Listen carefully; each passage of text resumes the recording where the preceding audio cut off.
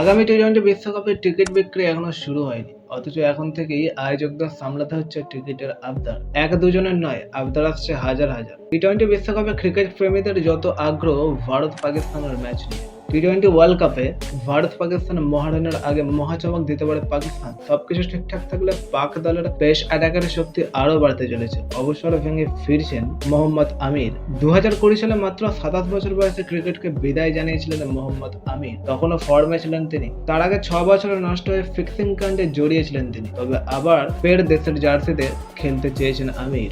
আন্তর্জাতিক ক্রিকেট থেকে বিদায় জানালেও পাকিস্তান সুপার লিগে খেলেছেন আমির। পিট এবং ছন্দেও রয়েছেন তিনি। 4 বছর পর আবার পাকিস্তানের হয়ে খেলার ইচ্ছা প্রকাশ করলেন তিনি। সোশ্যাল মিডিয়ায় আমির জানিয়েছেন, আমি ফের পাকিস্তানের হয়ে ক্রিকেট খেলার স্বপ্ন দেখি। জীবনে নেওয়া কোনো সিদ্ধান্ত ফের বিবেচনা করে দেখতে হয়, তাই আমি ফের ক্রিকেটে ফেরার সিদ্ধান্ত নিয়েছি।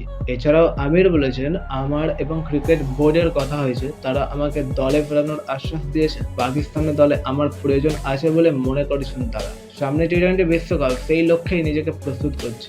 মোহাম্মদ আমির বারবারই ভারতের বিরুদ্ধে কঠিন চ্যালেঞ্জ ছুড়ে দিয়েছেন। 2017 সালে চ্যাম্পিয়ন্স ট্রফির ফাইনালে একাই ধসিয়ে দিয়েছিলেন ভারতীয় ব্যাটিং লাইনকে। ফলে টি-টোয়েন্টি ওয়ার্ল্ড কাপে আমির ফিরলে ভারত পাকিস্তানের লড়াই যে আরো জোরদার হবে বলে মনে করছেন ক্রিকেট বিশেষজ্ঞরা। এই সম্পূর্ণ তথ্য থেকে আপনার কি মনে হয়, নিজে কমেন্টের মাধ্যমে জানিয়ে যান।